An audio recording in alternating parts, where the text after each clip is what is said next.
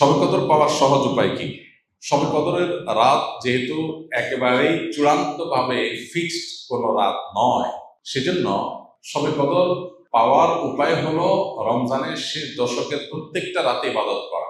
প্রত্যেকটা রাতে ইবাদত করার যদি সুযোগ না হয়, তাহলে কমপক্ষে বেজোড় রাতগুলোতে ইবাদত করা। নবী সাল্লাল্লাহু আলাইহি ওয়াসাল্লাম বলেছেন, তাহাররাউ লাইলাতুল কদরি ফিল বিদরি মিনাল আশরিল আওয়াখিরি মিন রমাদান। রমজানের শেষ দশকের বেজোড় রাতগুলোতে তোমরা কদর তালাশ করবে। তার মানে এর মধ্যে যে কোনোটা হতে পারে। আল্লাহ তাআলা বিষয়টা একটু উজ্জ্বল রেখেছেন কেন?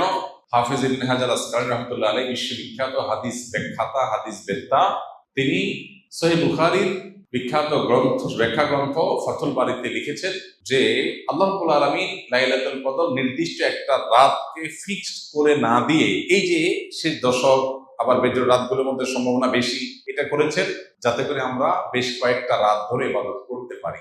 এখন মনে হতে পারে এটা তো আমাদের কষ্ট হচ্ছে, আমাদের জন্য বোঝা হলো, ফিক্সড হলো তো আমাদের জন্য সহজ হয়ে যেত।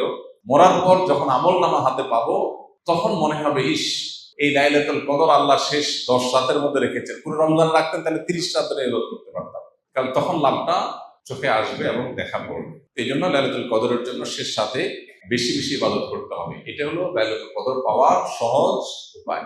আরেকটা সহজ উপায় আছে, সেটা হলো ইতিকাফ, যেটা এতক্ষণ বললাম। আপনি মসজিদে যদি ইতিকাফ করেন, তাহলে লাইলাতুল কদর পাওয়াটা এমনিতেই সহজ হয়ে যাবে।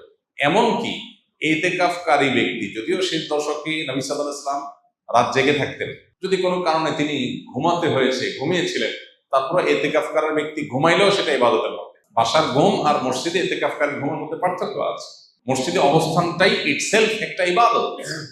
অতএব আপনি যদি চান যে আমার লাইলাতুল কদর মিস না হোক, তাহলে তার জন্য সবচেয়ে মোক্ষম সুযোগ এবং সবচেয়ে সহজ উপায় হলো ইতিকাফ করা। ইতিকাফ অত্যন্ত প্রেমময় একটি ইবাদত, যেটা খুব ভেতর থেকে ফিল করা যায়। আল্লাহর সাথে একান্তে কথা বলা যায়, অনুভব হবে যে আমি আল্লাহর ঘরে আছি, আল্লাহর ঘরে হাজির হয়ে গেছি। সবাই বের হয়ে যাচ্ছে, আমি বের হচ্ছি না, কারণ আমি আল্লাহর ঘরে বন্দী, নিজেকে বন্দী করে ফেলেছি। অন্যরকম এক ফিল আসবে ইনশাআল্লাহ। রমজানে কাজা হওয়া রোজা মা বোনরা কখন রাখা সর্বোত্তম হবে? সবচেয়ে উত্তম হলো সওয়ালের মধ্যে রেখে ফেলা, যত আগে রাখা যায়। যদি সেটা না রাখা যায়, পরবর্তী রোজার আগে আগে রেখে ফেলা উচিত। আয়েশা রাদিয়াল্লাহু তাআলা আনহা তার ভাঙতি যে রোজাগুলো হতো, সেগুলো তিনি পরবর্তী রমজানের আগে শাবান মাসে রেখে ফেলতেন। তিনি এর মধ্যে রাখতে পারতেন না কেন? কারণ নবী সাল্লাল্লাহু আলাইহি ওয়াসাল্লাম তার সাথেই থাকতেন, এবং নবী সাল্লাল্লাহু আলাইহি ওয়াসাল্লাম সাথে থাকার কারণে, স্বামীর সাথে থাকার কারণে স্বামীর হাজত বা প্রয়োজনকে মাথায় রেখে রোজা রাখতে সুযোগ পেতেন কম। এদিকে শাবান মাসে নবী বেশি বেশি নফল রোজা রাখতেন, ওই সুযোগে তিনি তার রোজাগুলো রেখে ফেলতেন। এই জন্য শেষ সময় হলো পরবর্তী রমজান রাখা। কোনো কারণে যদি সেটাও কেউ না পারে, তারপরে রাখলেও আদায় হয়ে যাবে। রোজা রেখে কোন আমলগুলো করলে সওয়াব সবচেয়ে বেশি? রোজা রেখে সবচেয়ে গুরুত্বের সাথে যে বিষয়টা খেয়াল করা দরকার, সেটা হলো সকল প্রকার গুনাহ থেকে বেঁচে থাকা।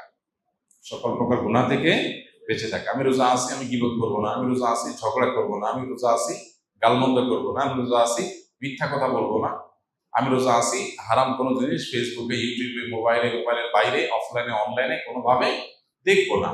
এই জিনিসটা হলো রোজার মধ্যে সবচেয়ে গুরুত্বের সাথে আমাদের করা দরকার। আমরা বেশিরভাগ মানুষ নফল আমল করি, ফরজের খবর নেই। আমরা কোরআন তেলাওয়াত করি, আমরা ওয়াজ শুনি, আমরা জিকির আজকার করি, কিন্তু আমি মোবাইলে হারাম জিনিস দেখি, ভিডিও দেখি, মিউজিক শুনি, ইচ্ছায় অনিচ্ছায় আমার জ্ঞাতসারে অজ্ঞাতসারে গুনাহ করি, তাহলে আমার রোজার পুরো ফজিলতটা নষ্ট হয়ে যায়। নবী সাল্লাল্লাহু আলাইহি ওয়াসাল্লাম বলেছেন, রব্বা সাইমিন লাইসা লাহু মিন সিয়ামিহি ইল্লাল জু। বহু রোজাদার আছে, রোজা থেকে উপোস থাকা ছাড়া তার কোনো উপকার হয় না। সেজন্য এই জিনিসটা খেয়াল করা দরকার। আর এর পাশাপাশি নফল আমলের ভিতরে সবচেয়ে বেশি করণীয় কোনটা, যদি সেটা বলেন তাহলে বলবো রমজান মাসে কোরআনে কারীমের প্রতি আমাদের বিশেষ গুরুত্ব থাকা উচিত। এর বাইরে দোয়াটা বেশি বেশি পরিমাণে করা দরকার আমাদের। রমজানে কোনো ব্যক্তি হঠাৎ এমন অসুস্থ হয়ে গেল যে সাহরি খেয়ে রোজা রাখতে পারবে না, সেক্ষেত্রে ওই ব্যক্তির রোজার কাফারা কি হবে?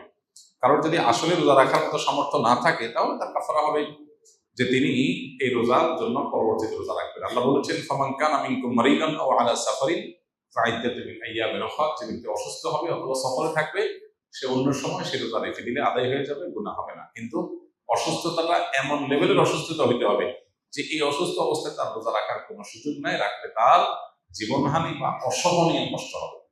হালকা একটু জ্বর হলো, একটু সর্দি হলো, একটু পেট খারাপ হলো, আর এমনি রোজা ভেঙে ফেললাম, ঠুনকো অজুহাতে রোজা ভাঙা যাবে না।